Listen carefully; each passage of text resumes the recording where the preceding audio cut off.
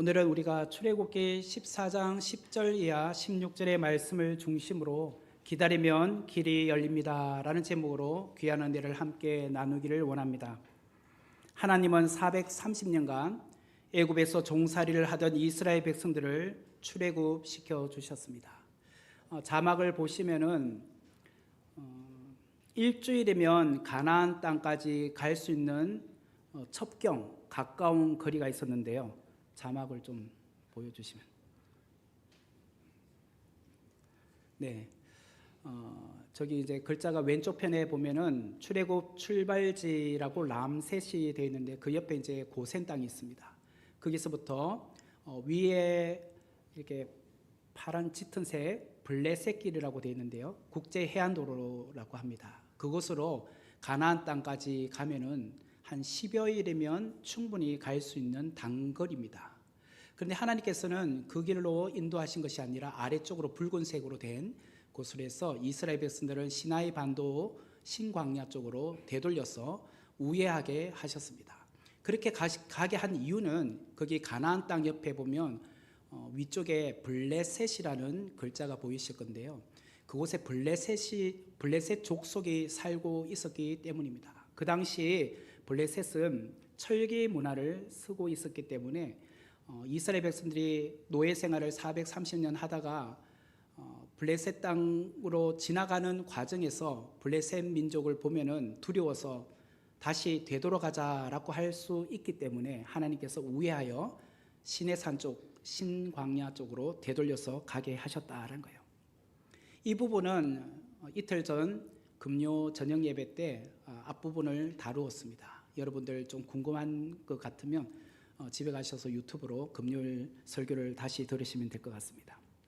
오늘은 그 다음 내용인 출애굽기 14장의 이야기인데요. 하나님께서 이스라엘 백성들을 빠른 길, 쉬운 길로 인도하지 아니하시고 남쪽으로 광야의 길로 인도하셨다면 우리가 생각할 때 그래 하나님께서 뜻이 있으셔서 남쪽으로 우회하여서 광야 길로 가게 했으니 그들의 여정에 하나님께서는 순탄하게 편안하게 길을 인도해 주지 않으셨을까라는 생각을 우리는 하게 됩니다. 왜냐하면 하나님이 우회하게 하셨으니까. 그런데 하나님께서 인도하신 길은 다름이 아니라 홍해 앞으로 인도하셨다라는 거예요. 여러분 이제 애굽에 종살이를 하다가 이스라엘 백성들이 자유의 몸이 되어서 출애굽을 하게 되지 않았습니까? 하나님께서 그동안 430년 동안 노예로서 살았으니 얼마나 힘든 삶을 살았니? 그래서 하나님께서 이들에게 특별 휴가를 주시기 위해서 홍해 앞바다에 가서 헤엄도 좀 치고 또 여가도 보내고 휴가를 보내고 가게 하시기 위해서 그쪽으로 인도하셨을까요? 그거는 아닙니다.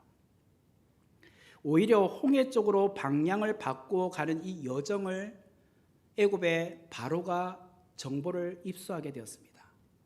안 그래도 지금 이스라엘 백성들을 출애굽시키고 나서 마음이 막 얼마나 화가 나겠습니까?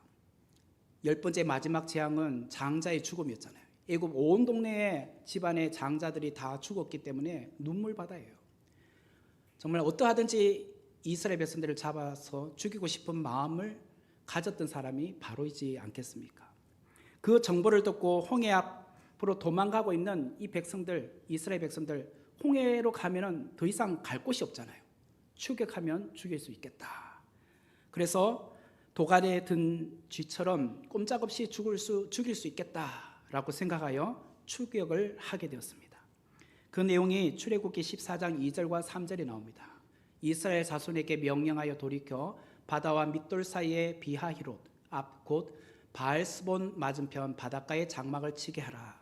바로가 이스라엘 자손에 대하여 말하기를 그들이 그 땅에서 멀리 떠나 광야에 갇힌 바 되었다 하리라. 바로가 생각하기를 그들은 광야에 갇힌 바 되었다. 이제 더 이상 오도 가도 할 수 없는 그런 상황이 되었다라고 생각을 한 거죠. 지도의 화면을 보시면 잘 보이실지 모르겠지만 밑으로 이렇게 붉은색으로 내려오다 보면 붉은색 네모 상자가 있는데요. 그곳이 비하히롯입니다. 하나님은 홍해 바다 입구인 비하히롯으로 이스라엘 백성들을 옮기게 하셔서 그곳에 장막을 치게 하셨습니다. 좀 전에도 말한 것처럼 애굽에 내린 10번째 마지막 재앙은 장자의 죽음이었어요. 그러다 보니까 애굽 온 집안이 다 장자가 있게 마련 아닙니까? 그 사람들이 다 죽임을 당했습니다. 그뿐만 아니라 집집마다 가축을 키웠다면 그 가축의 첫 새끼들도 다 죽고 말았어요. 이에 따라 애굽 온 나라는 눈물 바다가 되고 말았습니다. 그랬기 때문에 애굽의 바로는 이스라엘 백성들이 홍해 앞바다에 가고 있다라는 정보를 입수하고 그가 갖고 있는 모든 군사력, 철병거 600대를 거느리고 추격하게 되었습니다. 이 당시 철병거 600대란 것은 최고의 무기입니다. 철병거, 그러니까 오늘로 말하면 탱크 부대입니다. 탱크 부대 600대를 막 보내는 거예요.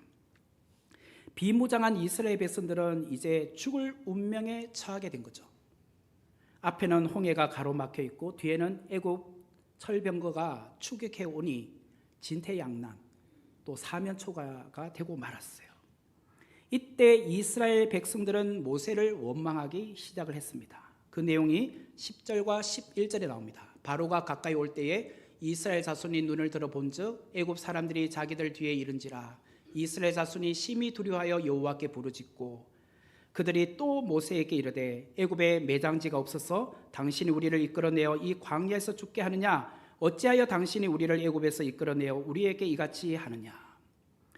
블레셋 족속을 두려워할 이스라엘 백성들을 위하여 국제 해변도로 블레셋 길로 가지 않게 하시고 오히려 우회하여 남쪽으로 돌게 하셨는데 그것이 빌미가 되어 애굽의 전차 부대가 쳐들어오고 있잖아요. 그 당시 애굽의 전차 부대는 가히 주변 내 나라들에게는 공포의 대상이었습니다. 최고의 강대한 군사력을 이끌고 바로가 직접 출정하고 있는 그 전쟁이었어요. 사면초가에 놓인 이스라엘 백성들은 자기들을 죽이려고 추격해오는 그 애굽의 군대의 소식을 들으며 모세를 원망하기 시작을 했다는 거예요. 어려움을 당할 때 현실의 상황만 바라보면요, 이처럼 우리는 두려움과 때로는 걱정과 불만이 우리의 입에서 나오게 마련입니다. 그런데 이스라엘 백성들이 모세에게 말하기를 애굽의 매장지 곧 죽을 곳이 없어서 이곳까지 나와서 이곳에서 우리를 죽게 하느냐라고 모세를 원망했어요. 그런데 알고 봤더니 이 모세에게 하는 행동과 말은 곧 하나님을 원망하고 불평했던 언어였다라는 사실이었어요. 여러분, 사방에 그 모든 길이 막혀 있는 상황에서 우리가 진짜 해야 할 행동은 무엇일까요? 여러분의 인생에도 사방이 우겨쌈을 당하여서 오도 가도 할 수 없는 그런 급박한 상황이 우리의 삶 속에 일어날 때 우리는 무엇을 해야 할까요? 그 현실의 상황을 묵상하고 걱정하지 마시고 우리의 눈을 들어 우리와 함께 하시는 하나님을 보라는 것입니다. 모세와 이스라엘 백성들은 애국 군대가 몰려오는 것을 보고 있습니다. 그런데 모세는 그때 하나님께 기도했어요. 하나님을 바라보았다는 거예요. 그리고 모세는 이스라엘 백성들에게 이렇게 말합니다. 13절과 14절의 말씀인데요. 모세가 백성에게 이르되 너희는 두려워하지 말고 가만히 있어서 여호와께서 오늘 너희를 위하여 행하시는 구원을 보라. 너희가 오늘 본 애굽 사람을 영원히 다시 보지 아니하리라. 여호와께서 너희를 위하여 싸우시리니 너희는 가만히 있을지니라. 두려워하지 말고 가만히 있으라 라는 말씀을 하게 되었다는 거예요. 두려움의 요소가 사라졌기 때문에 두려워하지 말라고 했을까요? 아니면 갑자기 문제가 해결되었기 때문에 너희들은 두려워하지 말라고 하셨을까요? 앞에는 홍해가 가로막혀 있습니다. 현실은 여전히 어려움이에요. 뒤에는 애국 군대가 추격해 오고 있습니다. 현실은 분명 두려움이에요. 문제가 사라진 것은 아니었습니다. 모세가 백성에게 두려워하지 말고 가만히 서서 있으라고 말한 것은 하나님이 우리와 함께 하신다는 거예요. 하나님이 우리와 함께 하셔서 우리의 대적을 대신하여 싸우고 계시다는 거예요. 분명히 싸우실 거라는 거예요. 그걸 믿으라는 거예요. 하나님께서 가나안 땅으로 가는 빠른 길, 쉬운 길로 인도하지 않으시고 돌아서 광야의 길로 통하여서 홍해 앞에 인도하고 있는 그 이유는 하나님께서 실수로 잘못된 길로 인도하신 것이 아니었다는 거예요. 하나님도 우리처럼 인생이셔서 실수가 있어. 가다 보니까 홍해까지 왔네. 아이고 미안. 어떡하지? 미안해. 내가 길을 잘못 인도했어. 어쩔 수 없지 뭐. 이게 아니라는 거예요. 하나님께서 이스라엘 백성들 앞에서 하나님의 놀라운 일들을 직접 보여주기 위하여서 하나님께서 이스라엘 백성들을 홍해 앞으로 인도하고 계셨다는 거예요. 그동안 이스라엘 백성들이 한 번이라도 믿음을 발동시킨 적이 있었을까요? 없었습니다. 대대손손 지금 430년간 애굽의 종살이를 하면서 그의 조상 때부터 계속 애굽에서 태어나서 죽었잖아요. 한 번이라도 예배를 드려본 적이 있었겠습니까? 한 번이라도 하나님에 대해서 제대로 배워본 적이 있었겠습니까? 겨우 최근에 10가지 재앙을 본 것이 전부였어요. 그러하기 때문에 이스라엘 백성들은 한 번도 믿음이 무엇인지, 하나님이 어떤 분이신지를 체험해 본 경험이 없는 것입니다. 그래서 하나님이 홍해 앞으로 인도하신 이유는 이들에게 믿음을 심어주고 싶었던 것이었습니다. 우리도 때로는 사면초가 진퇴양난과 같은 사방이 우겨쌈을 당하는 이러지도 못하고 저러지도 못하는 상황에 직면할 때가 있습니다. 그때 우리는 두려움과 걱정과 염려로 잠을 이루기가 쉽지 않습니다. 때로는 소화도 되지 않고 입맛도 없고 신경이 굉장히 예민해지죠. 살도 빠지고. 우리는 문제를 바라보고 상황을 바라볼 때가 너무 많습니다. 그때 우리의 시선을 그 문제에서 하나님께로 옮기라는 거예요. 하나님께 집중하며 그분을 바라보라라는 것입니다. 그러면 하나님께서 나를 대신하여 싸우고 계심을, 일하고 계심을 보기 시작하게 될 거라는 것이에요. 최근에 여러분의 삶 속에 불시에 찾아온 어려움의 문제는 무엇입니까? 앞에는 홍해로 가로막혀 있고 뒤에는 애굽의 군대들이 추격해 오는 그런 급박한 상황, 긴급한 문제, 그것은 무엇이었습니까? 그때 불안해하고 걱정하고 나의 믿음이 정말 흔들리기 쉬운 그런 상황이 올 때가 있지 않았습니까? 그런데요, 나의 믿음이 발동될 수 있는 절호의 기회가 무엇인지 아십니까? 문제가 찾아왔을 때라는 것입니다. 흔히 우리가 위기는 기회다라는 말을 많이 들어보셨을 거예요. 위기의 순간에 우리가 기도하면 하나님께서 나의 위기를 하나님의 기회로 바꾸어 주신다는 거예요. 내가 어려운 문제 앞에 기도하고 있으면 하나님께서 그 위기를 기회로 바꾸어 주신다는 거예요. 출애굽기 14장 21절의 말씀을 보면 모세가 바다 위로 손을 내밀매 여호와께서 큰 동풍이 밤새도록 바닷물을 물러가게 하시니 물이 갈라져 바다가 마른 땅이 된지라. 이 본문을 이제 그대로 두시면요, 여기서 제가 세 가지 중요한 단어를 여러분에게 설명하고자 합니다. 이제 적용을 하려고 해요. 그 첫 번째는 두 번째 줄에 제일 앞에 보면 밤새도록 이란 단어입니다. 밤새도록. 두 번째 단어는 첫 번째 제일 끝에 보면 큰 동풍, 동풍이란 단어입니다. 세 번째는 두 번째 제일 끝에 보면 바다가 마른 땅이 된지라, 마른 땅이 되었다는 거예요. 이 세 가지 단어를 가지고 제가 여러분에게 오늘 중요한 적용을 하고자 합니다. 여기서 세 가지 포인트. 첫 번째가 밤새도록이에요. 하나님께서 한순간 바닷물을 가를 수 없었을까요? 홍해를 가를 수 없었을까요? 한순간? 충분히 하나님은 그럴 수 있는 분이죠. 창세기 1장에 보면 태초에 하나님께서 천지를 창조하시니라. 그때 뭐 또닥또닥 손으로 뭐 몇 날 며칠을 해서 천지를 창조한 것이 아니잖아요. 말씀으로, 그 말씀을 선포하니까 빛이 있으라 하면 빛이 있고, 묻이 드러나라 하니까 육지가 드러나고, 그냥 말씀 한마디 모든 것이 되었잖아요. 그러면 하나님께서 밤새도록 바닷물을 가를 필요가 무엇이 있습니까? 바다야 갈라져라 하면 그냥 짠 하고 그냥 갈라지면 그만이죠. 그럼에도 불구하고 하나님이 왜 큰 동풍을 밤새도록 불게 하셔서 바닷물이 물러가게 하고 계셨을까라는 거예요. 그 의미가 무엇인가? 그것은 기다림이라는 거예요. 기다림. 우리의 기다림의 시간을 통하여 하나님은 바닷길을 열어주고 계셨다, 이 말이에요. 우리는 문제가 한순간 해결되기를 너무 원합니다. 내 타이밍에 일이 풀어지기를 원해요. 그런데 내 시간이 중요한 것이 아니더란 거예요. 나의 급한 마음이 중요한 것이 아니더란 거예요. 모든 일에는 하나님의 시간이 있더란 거예요. 하나님의 시간표. 하나님의 때가 있더란 거예요. 하나님의 때. 만약 바닷물이 한순간 갈라지게 되어 이스라엘 백성들이 그 홍해 바다를 건너가도록 했다라고 한번 가정해 봅시다. 한순간 바다가 갈라져서 그 홍해 바닷길을 건넜다라고 가정해 보잔 말이에요. 아마 바다의 해수면은 여전히 마르지 않았을 겁니다. 바다는 갈라졌지만 바다 밑은 아직 물기가 자욱했을 거예요.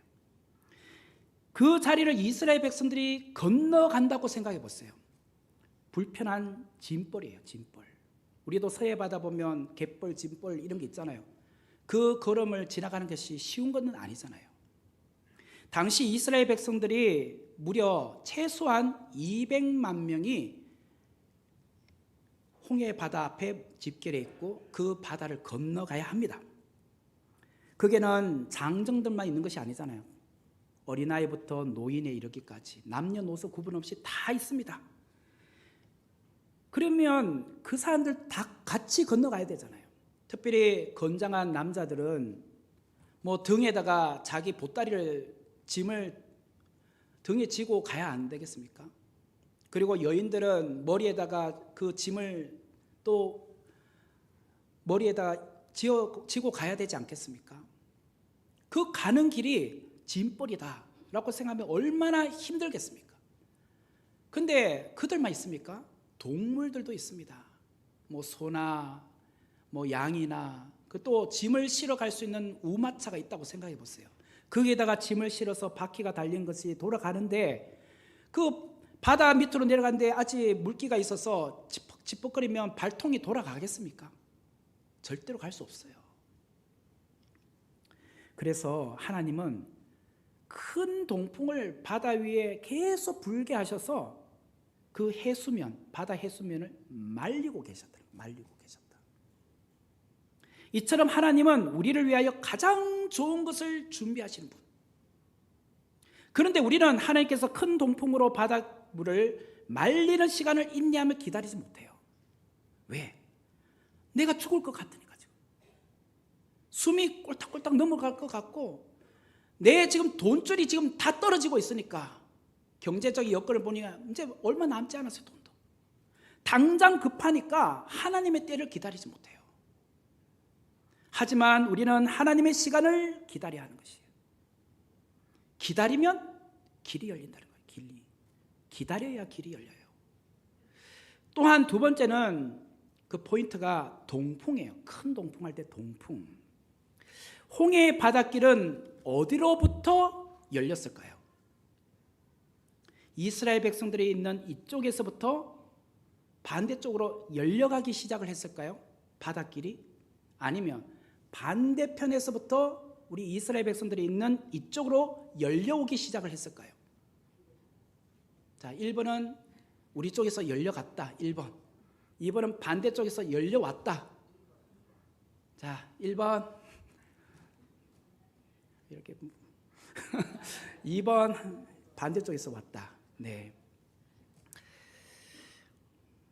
여러분 쉽게 영화를 보셨죠? 이집트 왕자. 거기서 가장 중요한 그런 클라이막스는 바로 홍해가 갈라지는 장면입니다. 정말 웅장하잖아요. 근데 거기 보니까 모세가 이렇게 양손을 쫙 드니까 홍해가 이스라엘 백성 쪽에서부터 열려가기 시작하고 있잖아요. 혹시 보셨습니까? 제대로? 생각이 안 나죠? 그러면 이제 다음에 가셔서 한번 꼭 보세요. 저는 여러 번 봤는데 우리 쪽에서 열려가기 시작을 하더라고요. 그런데 사실은 반대쪽이에요. 반대쪽. 이스라엘 백성들이 있는 이쪽이 아니라 반대쪽에서부터 열려오기 시작을 하는 거예요. 왜 그런가? 큰 동풍이 불었다고 했죠. 큰 동풍. 요즘 우리가 주일 저녁에 지리를 공부하잖아요. 지금 최근에 이집트 땅을 공부했습니다. 이집트 땅은 이스라엘 땅과 비교했을 때 동쪽에 있습니까? 서쪽에 있습니까? 서쪽에 있죠. 유럽 쪽으로 가니까. 그리고 이스라엘 땅은 동쪽에 있습니다. 그죠? 중동 쪽으로 동쪽에 있죠. 아무리 지금 블레셋 길로 그 짧은 길로 가는 것이 아니, 완전히 동쪽으로 안 가고 남쪽으로 가더라도 남동쪽으로 가는 겁니다, 지금. 그래서 서쪽에서 동쪽으로 가는 거예요.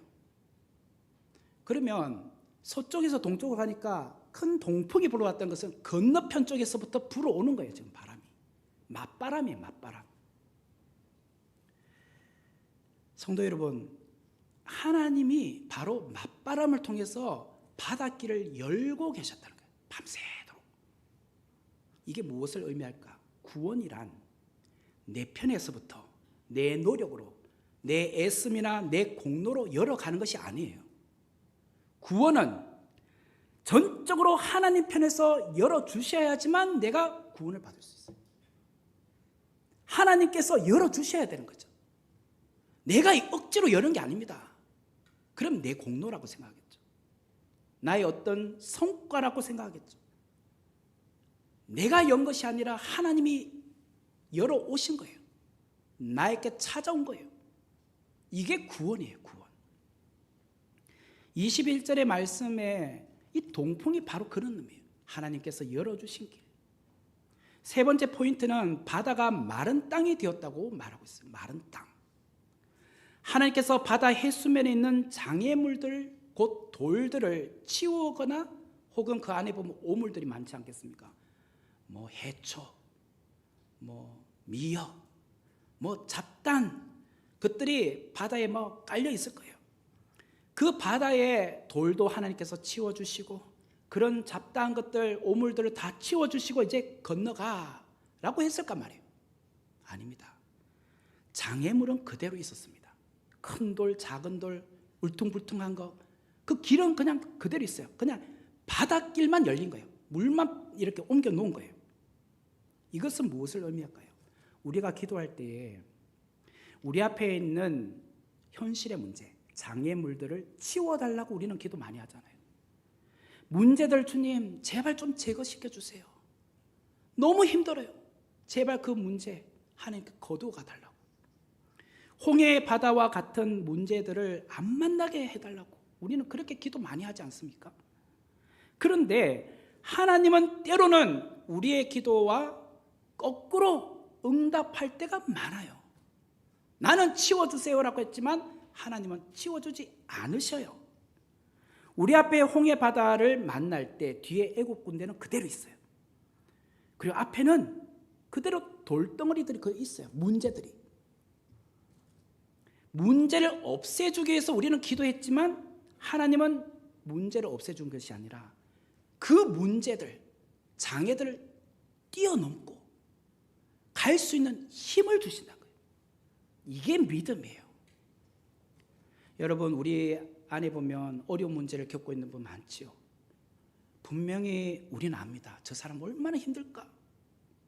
그런데 정말 신앙으로 꿋꿋하게 잘 이겨내는 분들이 많이 보이잖아요. 문제가 사라진 게 아니잖아요. 근데 어떻게 나아갑니까? 하나님께서 그 마음에 그 문제를 이길 수 있는 힘을 주신 거죠. 믿음을 다하여 주신 거예요. 오늘 우리가 그렇게 기도해야 됩니다. 출애굽기 14장 22절의 말씀을 보면 이스라엘 자손이 바다 가운데를 육지로 걸어가고 물은 그들의 좌우에 벽이 되니, 이스라엘 백성들이 건너갔던 홍해 바닷길은 대략 횡단하면은요, 여기서 저쪽까지 건너가는데 10km라고 합니다. 10km. 그냥 금방 가는 길이 아니에요. 10km. 평소 사람들이 걸어서 가면은 시속 한 4km 정도를 해서 속도로 간다고 합니다. 그런데 지금 이스라엘 백성들이 남녀노소예요. 200만 명입니다. 그리고 우마차도 함께 갑니다. 동물들도 함께 가요. 그러니까 속도가 반으로 줄어듭니다. 4km 갈 수 있는 것이 아니라 시속 2km로 가는 겁니다. 그리고 밤새도록 바닷길이 열려 있는 상황에서 그 밤 사이에 지나가려면 대략 폭이 얼마나 열려야 될까요? 그냥 뭐 요 정도 되는 폭으로 가면 200만 명이 몇 시간 걸리겠습니까? 최소한 밤 사이에 다 지나가려니 그 5시간, 6시간 사이에 다 지나가려면 최소한 1km에서 1.5km 폭이 열려야 됩니다. 1km에서 1.5km. 그래서 이스라엘 백성들 일렬로 이렇게 쫙 세워보면 한 4,000명 정도가 일렬로 설 수 있고 한꺼번에 이렇게 쫙 지나갈 수 있는 거리. 그렇게 해서 5시간에서 6시간을 간 거예요. 10km를. 시속 2km로. 그리고 양쪽으로 물벽이 생겼습니다. 근데 물벽이 몇 미터 정도 됐냐면 15m예요. 15m. 15m면 한 아파트 층수 몇 층 정도 되나요? 3m가 한 1층으로 보면 3, 5, 15, 한 5층 정도 되나요? 5층 되는 높이의 물층이 좌우로 쫙 높이 서 있다고 생각해보세요. 그 사이로 이스라엘 백성들이 200만 명이 쫙 이렇게 지나가고 있습니다. 그것도 한두 시간도 아니고 뭐 몇 분도 아니라 5시간에서 6시간을 가는 거리예요. 이사야서 63장 12절 13절의 말씀을 보면 그의 영광의 팔이 모세의 오른손을 이끄시며 그의 이름을 영원하게 하려 하사 그들 앞에서 물을 갈라지게 하시고 그들을 깊음으로 인도하시되 광야에 있는 말같이 넘어지지 않게 하신 이가 이제 어디 계시냐. 여기 보면 13절에 그들을 깊음으로 인도하셨다. 이게 무슨 말이냐면 바다는요 평평하게 일자로 된 게 아니잖아요. 수평이 아니잖아요. 점점 갈수록 밑으로 내려갑니다. 바닷길 내려가는 거잖아요. 해저로 내려가는 거잖아요. 여러분도 동해안이나 가보시면 갑자기 이렇게 수위가 올라오잖아요. 내 키보다 더 높아지잖아요. 그렇게 계속 내려가는 겁니다. 지금. 홍해를 건너는 사건은요 깊음으로 내려가는 거예요. 깊음으로. 그래 바다 해저까지 쫙 깊이 내려가는 겁니다. 지금. 그것을 시편 23편의 표현으로 말하면 사망의 음침한 골짜기로 내려가는 거예요. 사망의 음침한 골짜기. 그리고 낮 시간도 그 깊음으로 쭉 내려가면 어두워서 앞이 잘 안 보입니다. 그리고 뒤에도 사람들이 계속 따라오니까 그 그림자 때문에 앞이 잘 안 보일 거 아닙니까? 앞에 가는 사람들은. 근데 이게 언제예요? 밤새도록. 밤사이 밤. 밤 시간에 깊음으로 내려가니 얼마나 두렵겠습니까? 그리고 양쪽으로 물벽이 15m 서 있으니 그것이 쏟아질까 봐 걱정되지 않습니까? 여러분들도 뭐 코엑스나 이런 데 가면 아쿠아리움 수족관 가보셨나요? 저도 이렇게 지나가 보니까 요 위로 이렇게 뭐 상어도 지나가고 물고기 떼가 막 지나가더라고요. 그거 깨지면 어떡하지? 그런 생각 해본 적 없나요? 있죠? 그렇잖아요. 그것만 생각해도 우리가 지나가는 것도 와 좋다고 하지만은 이 깨지면 어떻게 되는가? 뭐 그런 걱정도 있잖아요. 이 물벽에 그냥 가만히 있을까요? 아유 조금 있으면 더 떨어지면 5시간 6시간도 어떻게 지나가지? 막 걱정이 되잖아요. 그런데 하나님께서 그것을 지나가도록 지켜주고 계셨다. 캄캄한 밤 시간에 바다 해수면으로 내려가는 길이 통하여 양쪽으로 15m 되는 이 물벽이 쏟아지지 않도록, 그리고 어느 누구도 이스라엘 백성들이 그 돌뿌리에 걸려서 넘어지지 않도록 그 깜깜한 밤사이에도 하나님께서 홍해를 건너갈 수 있도록 인도하고 계셨다는 거예요. 홍해는 그렇게 쉽게 들어갈 수 있는 만만한 길이 아니에요. 여러분 같으면 아무리 길이 열렸다고 해서 마음껏 그냥 지나갈 수 있겠습니까? 요즘도 뭐 서해안 쪽에 보면 어떤 곳은 진도 아파트입니까? 뭐 모세의 기적 해가지고 바다가 약간씩 몇 시간 열려 있는 시간도 있긴 하지만 그게 그냥 5시, 6시간 그냥 여러분 있겠다고 생각할 수 있겠습니까? 언제 또 만조가 될까? 걱정되잖아요. 그래서 홍해를 건너는 것은요 믿음이에요. 믿음으로 나아가야 되는 거예요. 그래서 히브리서 11장 29절에 이렇게 말하고 있습니다. 믿음으로 그들은 홍해를 육지같이 건넜으나 애굽 사람들은 이것을 시험하다가 빠져 죽었으며 히브리서 11장이 믿음장이잖아요. 이 믿음장에 홍해를 건너는 이 사건은 믿음이었다는 거예요. 믿음이 아니고서는 절대로 건너갈 수 없는 그런 길이었다는 거예요. 인류 역사상 아무도 가보지 않은 길, 한 번도 이런 적이 없었잖아요. 그러니까 두렵죠. 걱정되죠. 염려가 앞서죠. 깊은 곳으로 내려가야 되니, 또 물벽이 언제 쏟아질지 모르니, 하지만 추격해오는 애국 군인들은 오히려 수장되고 말았습니다. 출애굽기 14장 30절 말씀을 보면, 그날에 여호와께서 이같이 이스라엘을 애굽 사람의 손에서 구원하심에 이스라엘이 바닷가에서 애굽 사람들이 죽어 있는 것을 보았더라. 이것이 바로 하나님께서 이스라엘 백성들에게 경험하게 하신 구원의 사건이요, 구원의 길이었다는 거예요. 홍해 바다 앞에 이스라엘 백성들이 서지 않았더라면 하나님이 하신 이 큰 일들을 그들이 볼 수 있었을까요? 절대로 볼 수 없었습니다. 그러므로 우리 앞에 큰 장애물이 왔다, 어려움을 만났다라고 하는 것은 이렇게 생각하십시오. 하나님께서 내게 큰 일을 보여주시려나 보다. 나를 얼마나 사랑하시며 이렇게 놀라운 것을 보여주시려고 이렇게 어려운 문제를 주셨나, 그렇게 생각하시라는 거예요. 우리 앞에 어떤 문제가 있느냐, 그 문제를 두려워하고 걱정하지 마십시오. 오히려 주님은 오늘 말씀하고 계십니다. 두려워하지 말라. 여호와 하나님께서 나를 위하여 대신 싸우신다. 나는 가만히 있으면 된다. 그리고 문제를 넘어 일하시는 하나님을 바라보라. 하나님의 때를 기다리는 자에게 열어주시는 길이 있다는 거예요. 그게 무엇이냐? 홍해의 바닷길. 여러분, 지금 모든 길이 막힌 것 같을 때에, 또 길이 앞이 보이지 않아서 사실 우리는 길이 없다고 생각하잖아요. 사방이 다 막혀 있으니 우리는 길이 안 보이니까 길이 없다고 생각해요. 그런데 길이 없는 것이 아니라 하나님께는 길이 있었어요. 하나님의 눈에는 길이 있는 거예요.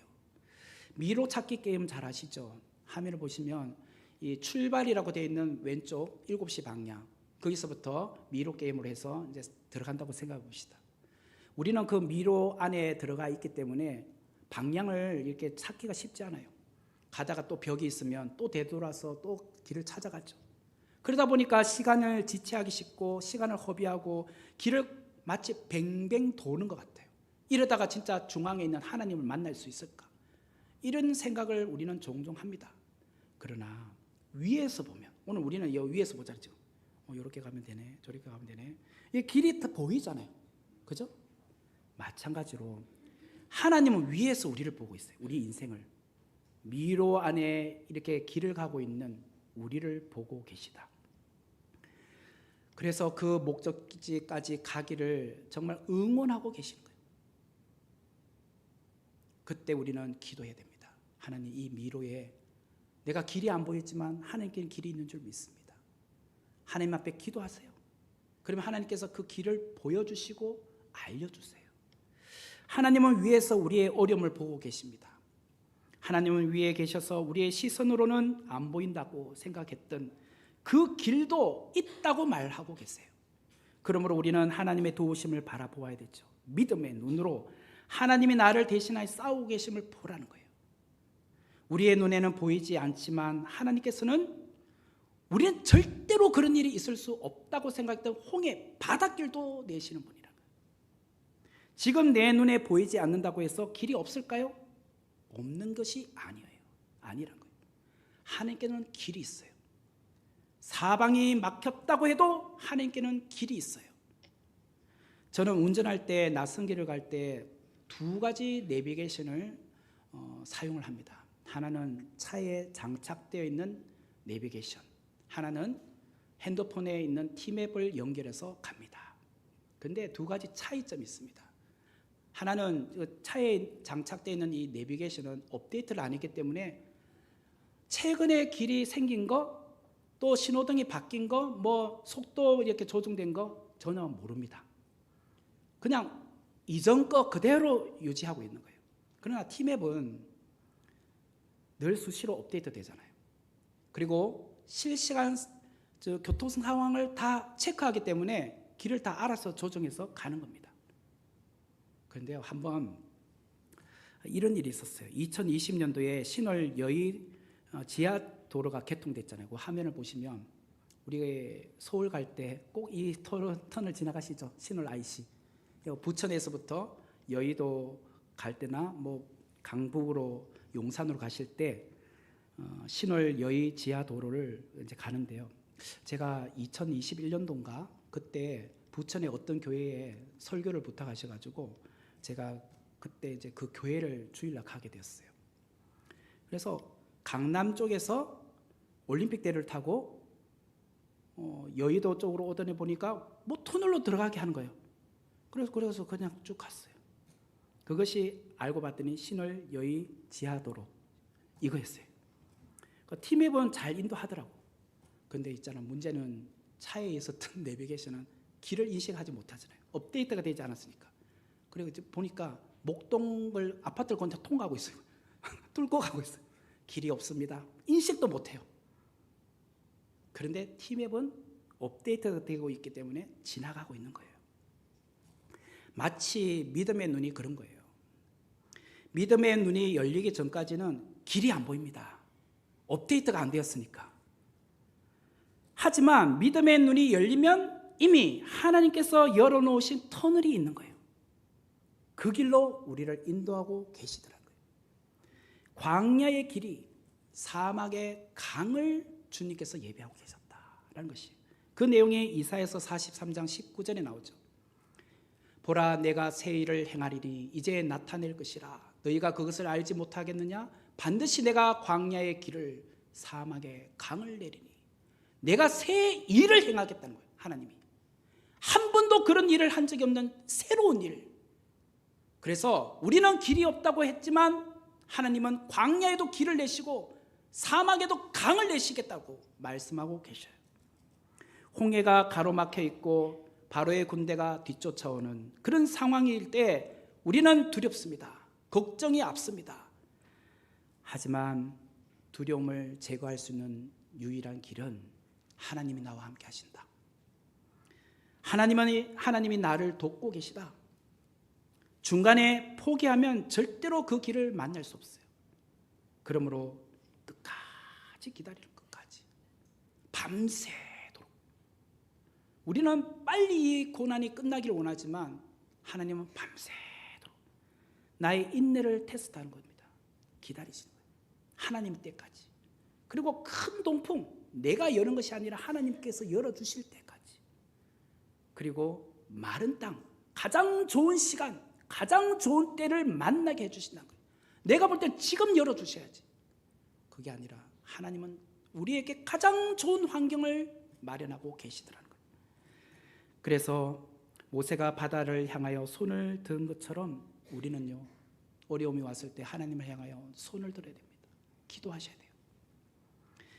하나님께서 큰 동풍을 불게 하셔서 우리의 현실의 문제에 개입하셔서 홍해의 바닷길을 열어주신 것처럼 우리는 믿음의 눈을 들어 하나님을 바라보아야 됩니다. 하나님이시여, 내 때가 아니라 하나님의 때. 하나님께서 가장 좋은 것으로 나를 인도하여 주실 줄 믿습니다. 그 주님을 바라보며 우리가 믿음으로 또 이 어려움을 극복하고 나가는 자 되기를 주의 이름으로 축원합니다. 같이 기도하도록 하겠습니다. 은혜의 하나님, 오늘 주신 말씀처럼 우리에게는 길이 보이지 않아 걱정하지만 하나님께는 신의 한 수, 하나님이 마련하신 길이 있음을 저희들이 믿습니다. 광야에도 길을 내시고 사막에도 강을 내시는 그 하나님을 의지합니다. 바라봅니다. 우리가 어려움이 왔을 때 이 모든 고난을 잘 이겨나갈 수 있도록 믿음 더하여 주옵소서. 예수님의 이름으로 기도하옵나이다. 아멘. 준비하신 봉헌 예물을 하나님께 드림으로 찬양하도록 하겠습니다. 아무것도 두려워 말